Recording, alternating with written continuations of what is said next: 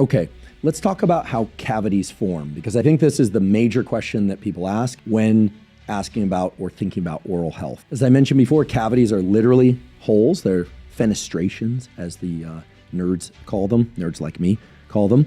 Little fenestrations, little holes down into the enamel that, if they make it down to the dentin layer of the tooth, most likely do need to be drilled and filled and presumably built. Okay, but your goal, I think all of our goal, is to try and keep our teeth in a state of remineralization by keeping the pH, that is the relative acid alkaline balance of the mouth, such that the saliva supports remineralization. Now, let's think about how a cavity actually forms. Turns out that no specific food, not even sugar, causes cavities. Cavities are not caused by sugar. Cavities are caused by bacteria that feed on sugar. And now that's not just a little bit of a twist in the mechanism. That's a critical point. There's no specific food, not even pure sugar, not even like a hard candy, like a delicious Jolly Rancher. I used to like those when I was a kid, that gets stuck in your tooth that causes cavities. No, it's the bacteria that feed on sugar that then produce acid that burrows down through, that degrades, that demineralizes the tooth in this very focal area that we call a cavity, okay? Now, if that isn't surprising enough, get this. The bacteria that causes cavities by eating sugar and releasing this acid, while there are several of them, the major one is called Streptococcus mutans, or what I'll call strep mutans for short. Strep mutans is not something you're born with. It's actually a communicable bacteria. That's right, you give it to one another. Through how? Sharing of glasses, sharing of bottles, kissing on the mouth, etc. Now, I am not here to tell you not to do any of those things. I'm certainly not here to tell you that. However, and by the way, in researching this episode, I did learn that there is a specific category of person out there, typically they are a dentist or married to a dentist, that have opted, believe it or not, to never kiss their children near or on the mouth so as to help their children not get Streptococcus mutans, because almost all adults carry it, not all, but it's communicable, like a STI or like a flu or like a cold. It's communicated between individuals.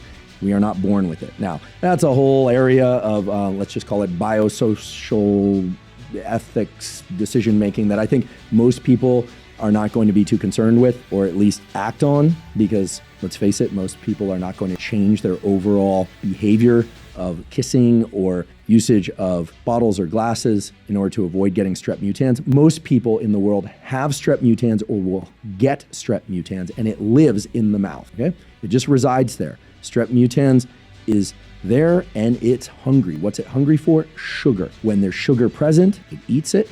It produces acid. The acid produces cavities, taking teeth from a state of remineralization to demineralization, or, and by the way, this is really important, if your mouth is already in a state that's more demineralization mode, so to speak, well, then it will capitalize on that and it will cause cavities much faster, okay? So keep in mind that acidity is bad for the mouth. Does that mean that you should never consume a lemon? Or, and by the way, yes, I'm guilty of every once in a while I'll chew a lemon slice, or drinking water with lemon in it, or carbonated drinks, or sodas, or tea, or anything that has acidic flavor? No. Likewise, should you completely avoid ingesting any kind of sugar because strep mutans love sugar? No. Turns out strep mutans like sugars in the form of complex carbohydrate sugars too. So if you eat pasta or rice or oatmeal and some bread every once in a while, as I do, I'm an omnivore. I eat meat and fish and eggs and also starches and vegetables and fruits. I'm an omnivore, as most people are. Well, then strep mutans has an opportunity to eat the sugars that come from those other carbohydrates. Does that mean that if you were to have a zero carbohydrate diet, no sugars, no starches, etc., you would reduce the opportunity for strep mutans to consume sugar and release acid? Maybe. However, most people won't do that. And strep mutans is a very clever, maybe even diabolical bacteria. And if you are on a zero carbohydrate, zero sugar diet, there's some evidence that strep mutans will figure out ways to feed on other components of food in order to create this acid to then create cavities in your teeth.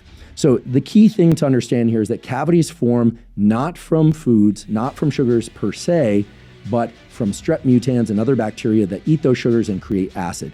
Hence the critical need to keep your mouth as alkaline as possible, which does not mean that you can never drink some lemon water or coffee or tea.